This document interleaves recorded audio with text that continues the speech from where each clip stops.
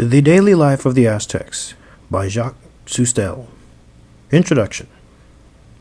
We must first define the subject of this book in space and time, for during the 2,000 or 3,000 years before our era, and up until the fateful year of the European invasion, 1519, or one read, according to the native calendar, many varied civilizations followed one another in the huge expanse of Mexico, rising each in turn like the waves of the sea, and like the waves, falling in ruin. The subject of this book, then, is the life of the Mexicans, the Mexica, as they said themselves, at the beginning of the 16th century. The great feast of the new fire, the bending of the years, took place at the end of each native century of 52 years. And the last was in the year 1507, during the reign of Moctezuma II Xocoyotzin, the Younger. The Mexican civilization was then in the full vigor of its rise and of its youth.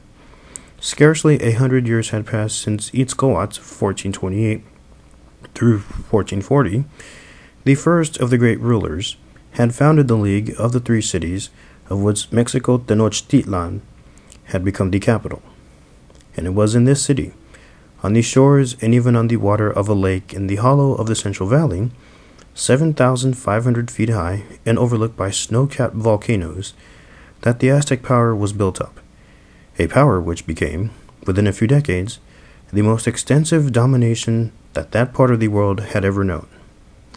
At that time, in 1507, nobody, from the arid steppes of the north to the burning jungles of the Isthmus, from the Gulf Coast of Mexico to the shore of the Pacific, could have believed that this enormous empire, its culture, its art, its gods, were to go down a few years later in a historic cataclysm that makes even the fall of Constantinople seem comparatively mild. In Mexico, nobody knew that a white-skinned race from another world already had a footing in the islands of the Western Sea, and had it since 1492.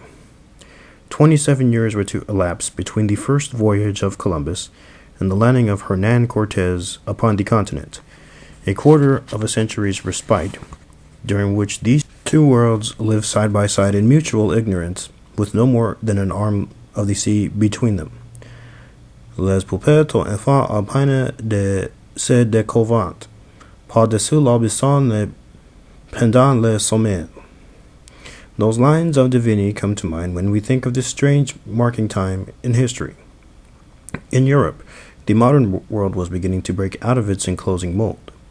In this same 1507, when the Mexicans once more bound the years, lighting the new fire on the summit of the Huixatecat, Luther was ordained priest.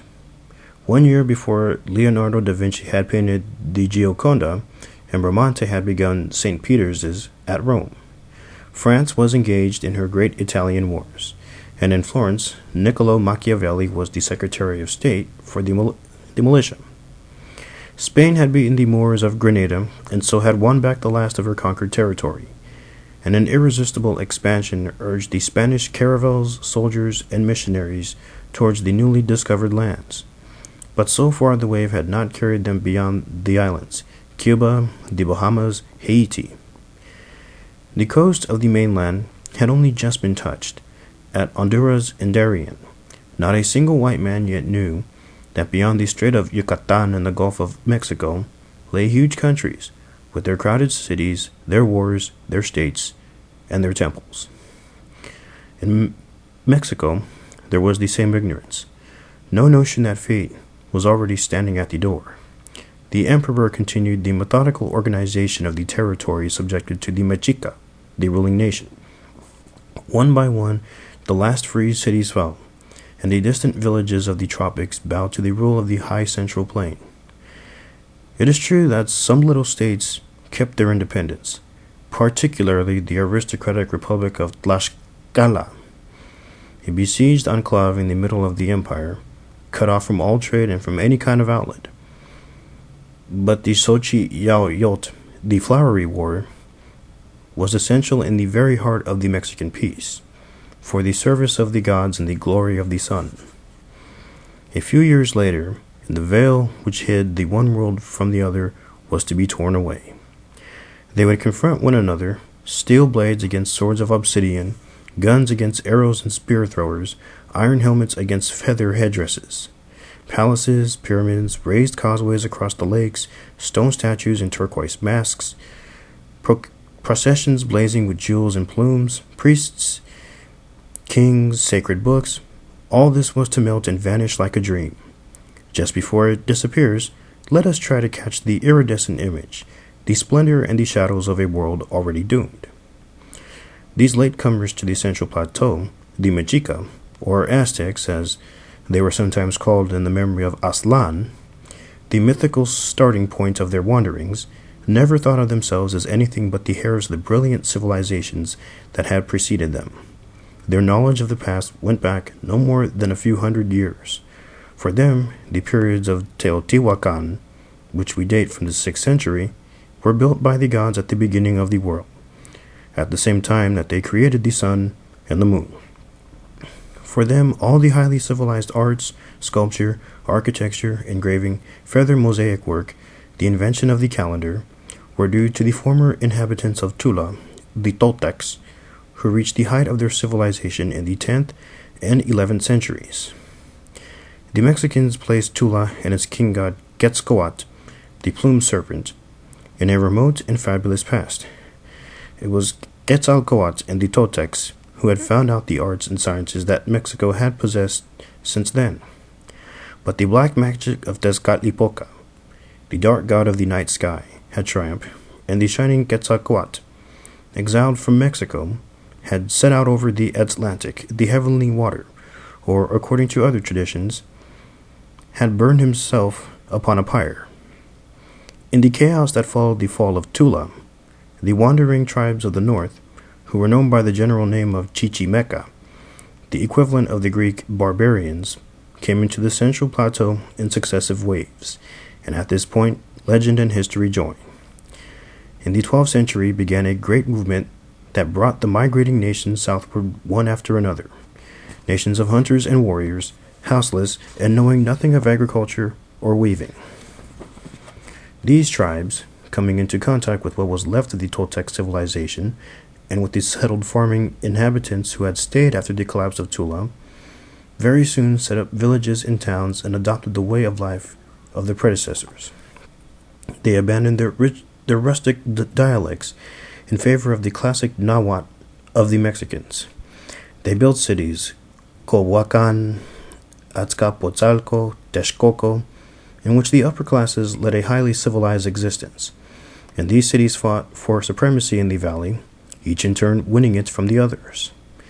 It was in this world, so reminiscent of the Renaissance Italy, full of battles, plots, and astonishing reverses, that a poor, unwelcome, humiliated tribe managed to acquire a few little swampy islands in the lake from their powerful neighbors. The Mexica founded their capital, a wretched village of reed huts, around the temple of Huitzilopochtli, the jealous and unyielding god who had guided them during 150 years of migration. All about them stretched marshes with no arable land, no timber or stone for building. The drywall was all owned by the established cities, and they rigidly held on to their fields, woods, and quarries.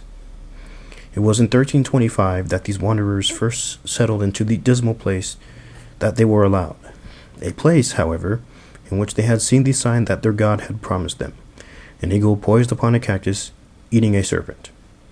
Another 50 years had to go by before they could arrive at a satisfactory organization and name their first sovereign, Acamapixtli. And even then, the Mexican state was still so weak and its destiny so unsure that they were obliged to accept the overlordship of Azcapotzalco in order to survive, and they were not able to shake it off until 1428. Nobody could have seen an embryonic empire in these humble beginnings. Nobody, except the god-bearers, the warrior priests who had been the attendants of the image of Huitzilopochtli during the migration, who interpreted his oracles to the people, and who had faith in his promise of eventual domination. It was they who formed the primary nucleus of that ruling class which, in less than 200 years, was to carry the Mexica to the height of their imperial power. By the early days of the 16th century, nothing remained of this poor and lonely start except the chinampas on the edges of the city, the ingenious floating gardens that were left over from the time when the landless Mexicans had been obliged to make their own earth by piling the mud from the bottom of the lake onto wickerwork rafts. Mexico Tenochtitlan, the New World's Venice, proudly reared its embankments and its pyramids above the waters. To a score of nations, the name of its emperor, Moctezuma, stood for magnificence and power. The wealth of the provinces flowed in. Luxury continually increased. Since the fabulous days of Tula, no Indian of Mexico had beheld such marvels. We know of Mexico of the time of the first coming of the Europeans by many sets of records that can be compared and combined. Archaeological research has yielded a great deal in the Valley of Mexico, and one can scarcely open a trench without finding something from Aztec times or earlier.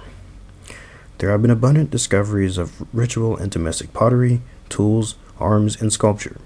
Yet as the Mexicans usually burned their dead instead of burying them like the Zapotecs, for example, or the Mixtecs, in this case, we do not have the almost inexhaustible fund of utensils, clothes, and jewels which the graves supply elsewhere.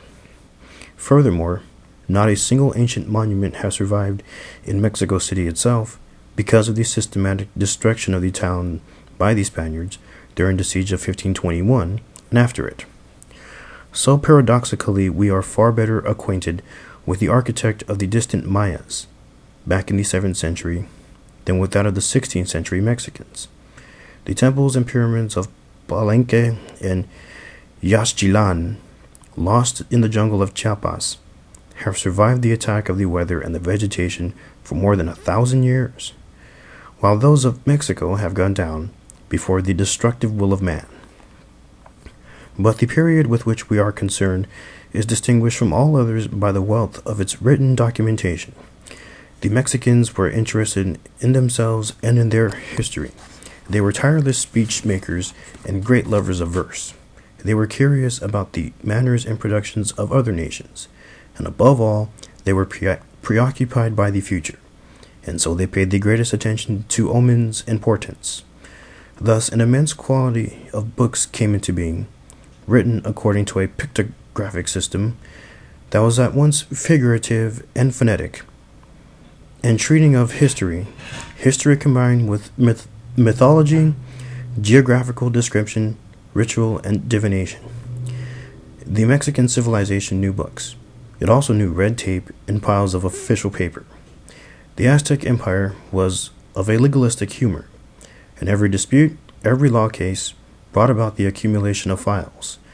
For example, if two villages fell out over their arable land, they supported their testimony with maps and genealogical trees to prove that some given family had rights in the fields in question.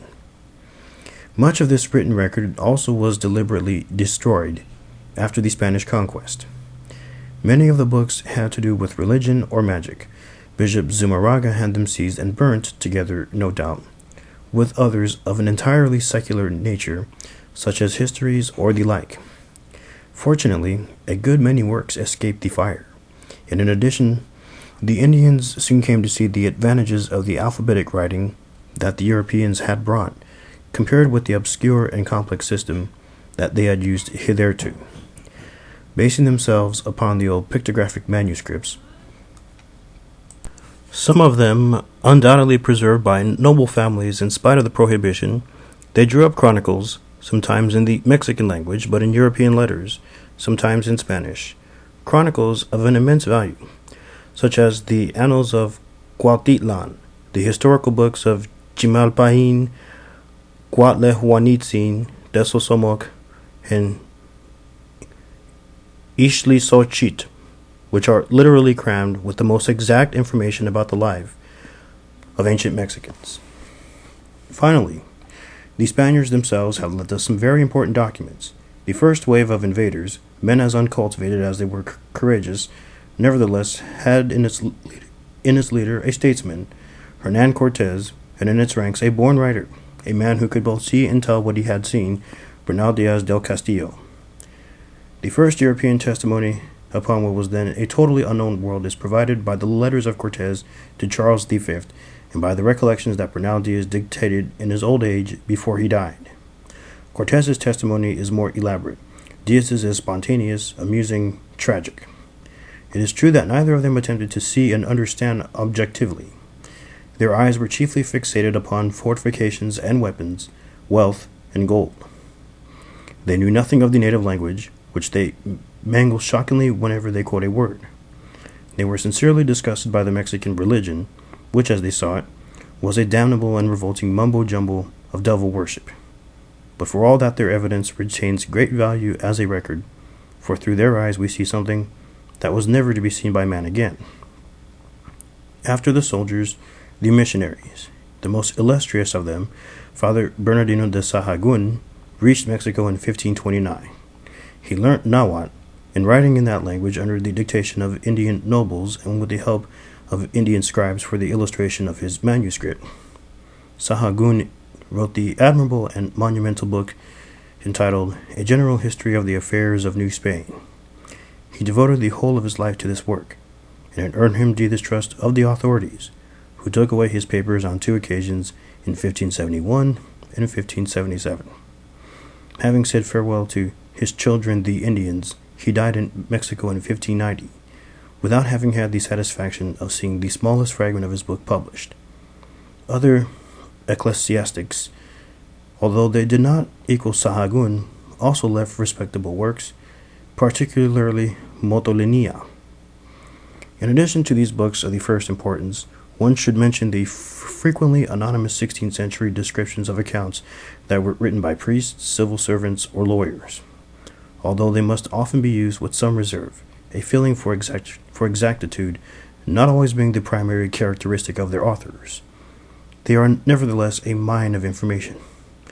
There are also the many native pictographic records which were made legal after the conquest, such as the Codex of 1576 and legal papers, for the litigious turn of both the Indians and the Spaniards had full scope in countless suits over land and taxes, and these are rich in valuable facts. In short, there is an abundant literature upon the subject, and it allows us to see this last phase of the Mexican civilization with a vision which, although many unanswered questions leave it imperfect, is nevertheless detailed, vivid, and lively. To avoid both anachronism and confusion, we must limit ourselves not only in time but also in space. It is primarily urban life that we are going to describe, the life of the city dwellers of Mexico Tenochtitlan.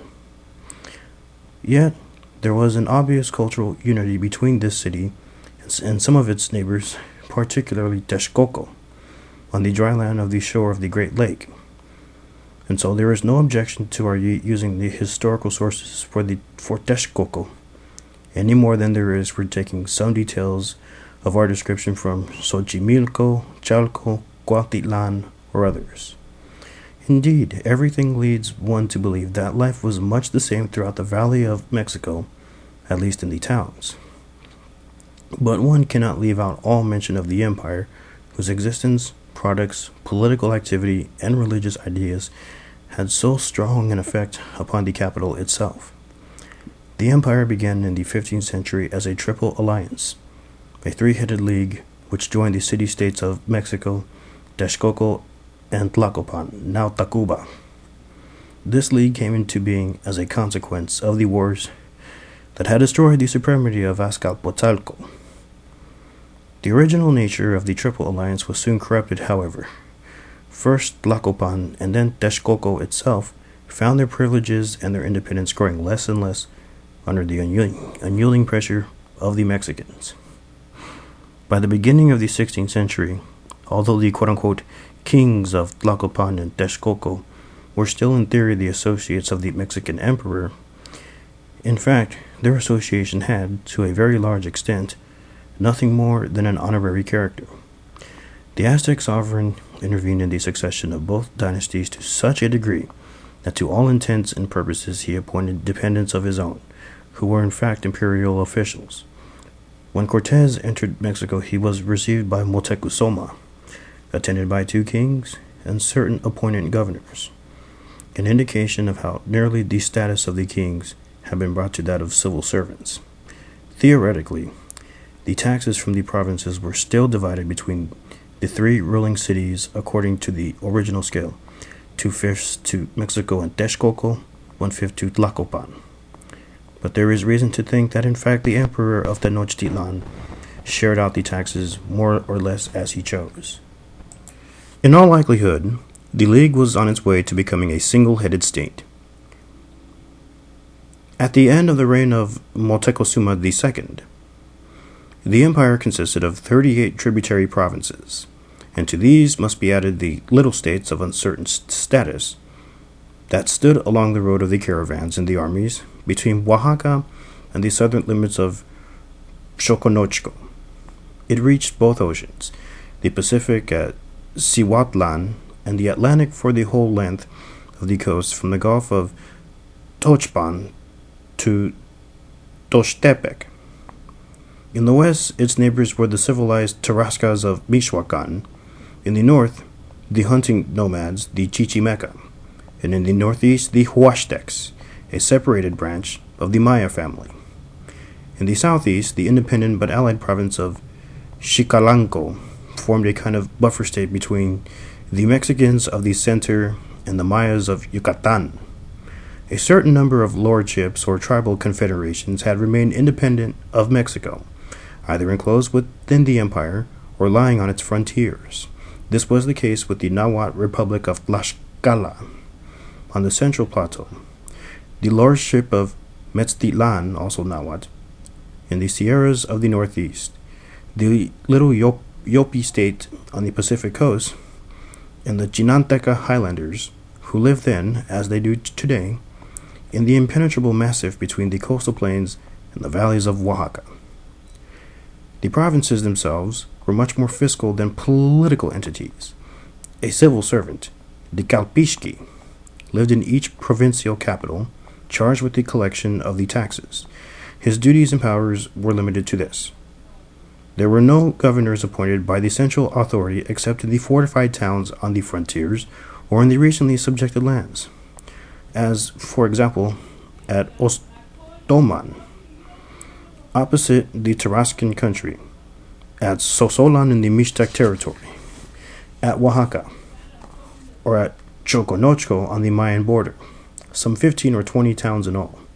Everywhere else, province meant no more than a financial frame within the incorporated cities lived under widely varying political regimes. Some kept their own chiefs on condition that they paid tribute. Others were more severely colonized, and they had new chiefs appointed by Mexico. In every case, each city kept its political and administrative autonomy with the one condition that it paid its tax, supplied its military contingent, and submitted its lawsuits to Mexico or Texcoco as the final court of appeal. There was, therefore, no true centralization. What we call the Aztec Empire was in fact a somewhat lax confederation of city-states with widely differing political organizations. Up to that end, Mexican political thought had no conception of anything beyond the city or Altepet. The fundamental unit was the autonomous city. It could be allied to others or subjected to another, but nevertheless it remained the essential unit of political structure. The empire was a mosaic of cities. The existence of the empire and its condition had necessarily a great influence upon the ruling city in the manner of life in it. Either by way of tribute or by trade, the produce of all the provinces flowed into Mexico, especially tropical wares, formerly unknown upon the central plateau, such as cotton, cocoa, skins, many-colored feathers, turquoises, and finally gold. So luxury could arise in Tenochtitlan, luxury of clothes and ornaments, luxury in eating, luxury in houses and furniture, a luxury founded on the great quantities of every kind of merchandise that continually converged upon the capital from all quarters of the Confederation. On the other hand, as empire formed in this way, with some of its members, Oaxaca, for example, only very recently subjugated, was in the nature of things most uneasy. There was always some city trying to regain its former independence, refusing the tribute, and massacring the Kalpishki and his men. Then a military expedition would have been sent to restore order and punish the rebels. More and more the Mexican citizen ceased to be the peasant soldier of the early days and become a professional fighting man, continually in the field. The huge empire, all the vaster in that every journey was a journey on foot and across naturally difficult country, was like Penelope's tapestry, always incomplete, always needing more work. So the Mexican, who in any case was of a warlike temper, rarely laid aside his arms. The great extent of the territory meant either that the emperor had to prolong the campaigns indefinitely, or that he was obliged to keep standing garrisons in the remoter stations. This was a state of affairs very far removed from the primitive Mexican tribe, in which every adult man turned regularly from military service to the farming of his land, leaving his sword for his koa. Thus arose a tendency to think that it was the Aztecs' business to make war, and other people's business to work for them. Finally, this empire included a great many peoples of other origins who spoke entirely different languages. It is true that the central provinces had an essentially Nahua population, but already the Otomi were living there beside them, speaking their obscure language and worshipping their ancient gods of the sun, the wind, and the earth. While to the north it was the Otomi who made up the bulk of the population of Coahuacan, Xilotepec, Huaypoxtla, and Atocpan. In the northeast and the east there were the Huastecs at Ochitipan, Totonacs at Toxpan, and Tlapacoyan, and the Mazatecs at Toxtepec. In the southeast there were the Mixtecs at Yoautepec, and Tlaxcuauco, and Zapotecs at Coyolapan. In the borderland of Xoconochco in the south there were the Mayas, and in the southwest the Tlapanecs of Cuauhteopan, and the Cuitlatecs and Coixca of Cihuatlan and Tepecualcuico. Finally, in the west there were the Mazawa and the Matlazinca of Xocotitlan, Tolocan, Oquilan, and Tlaxco. Inevitably, the customs and beliefs of these differing nations reacted upon the ruling tribe. At the time of which we are speaking, the Mexicans had adopted the feather ornaments of the tropical races, the amber lip ornaments of the Mayas of Zinacatlan, the parti-colored and embroidered clothes of the Totonacs, the golden jewels of the Mixtecs, as well as the Huastecs' goddess of carnal love, and the feast that the Mazatecs held every 8th year in honor of the planet Venus. Their religion was open, their pantheon hospitable. All the little local gods of the agricultural peoples, such as Tepostecat, for example, the rustic god of the harvest and strong drink worship at Tepoztlan, easily found their way in. Indeed, some rites were accompanied by hymns in the languages of the other countries. Thus, at a time when the Spaniards came to interrupt its course, there was a historical and social evolution in training, which had already transformed the Mexicans from a simple agricultural but wandering tribe, all at one level in a common poverty, into a ruling city-state, supreme over many different countries and nations. The old tribal society had been profoundly changed by the advent of a class of merchants, who were now beginning to enjoy important privileges, and by the development of the royal power. Official morality extolled the frugality of the former ages, just as vainly as it had done in the last days of the Roman Republic, and sumptuary laws struggled in vain against the ostentation of luxury. On the fringe of the rich and brilliant cities, however, the peasant, Nahuatl, Otomi, Zapotec, etc., continued to lead his patient and laborious life in obscurity. We know almost nothing about him, this Masewali, whose labor fed the citizens. Sometimes he is to be seen in sculpture, dressed only in a loincloth, for imported cloaks were out of his reach. He was of no interest to the native or the Spanish chronicler, with his hut, his maize field, his turkeys, his little monogamous family, and his narrow horizon, and they only mention him in passing, between their descriptions and their histories. But it is important to speak of him at this point, if only to make his silent presence felt, in the shadows beyond the brilliance of the urban civilization, and the more so, because after the disaster of 1521 and the total collapse of all authority, all concepts, the whole frame of society and all religion, he alone survived, and he alone still lives. This concludes the introduction.